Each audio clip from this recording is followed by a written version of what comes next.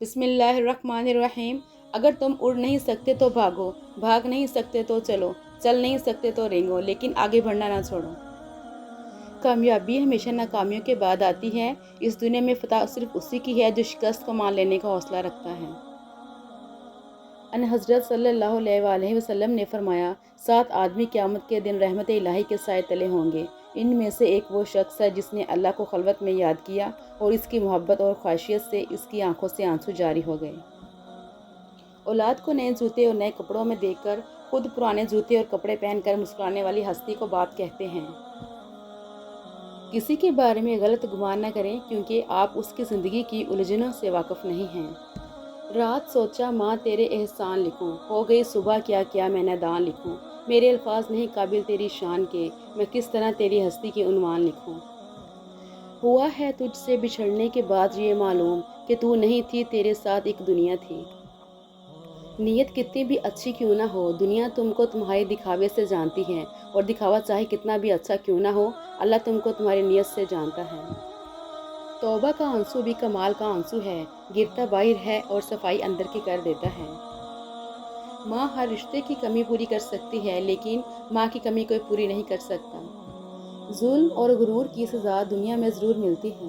90% عورتیں اور مرد والدین سے دعا نہیں لے سکتے، مگر ہر پیر فقیر سے دعا کرواتے پھرتے ہیں۔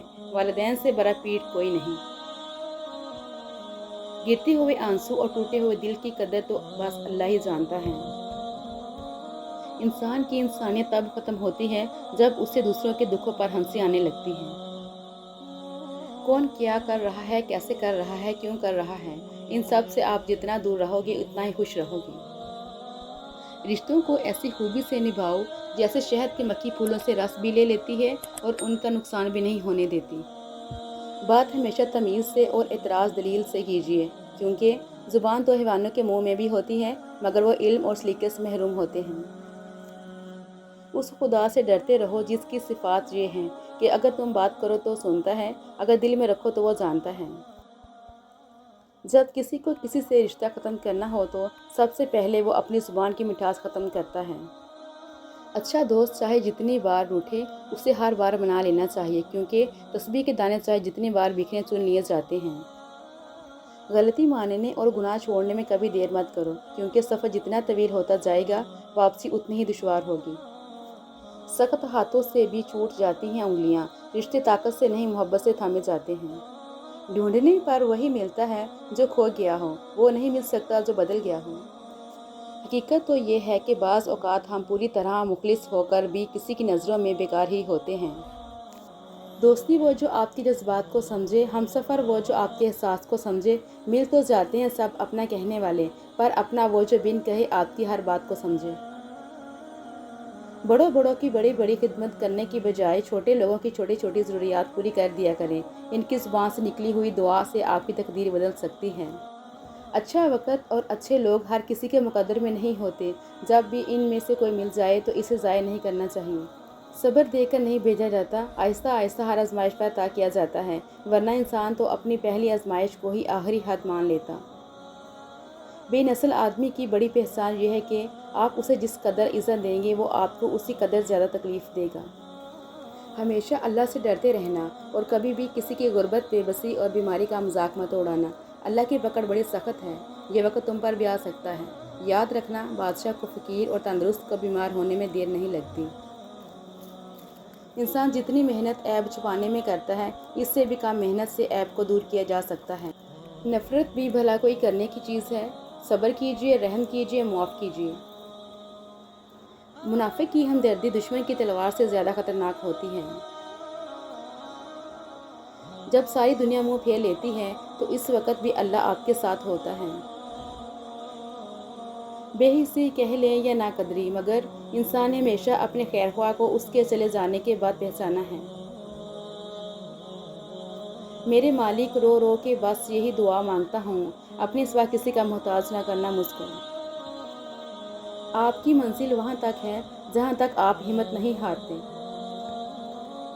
کسی کی اصلیت کا بروقت سامنے آ جانا اللہ کا خصوصی کرم ہے۔ وہ مرد بنو جسے عورت چاہے، وہ نہیں جسے عورت چاہیے۔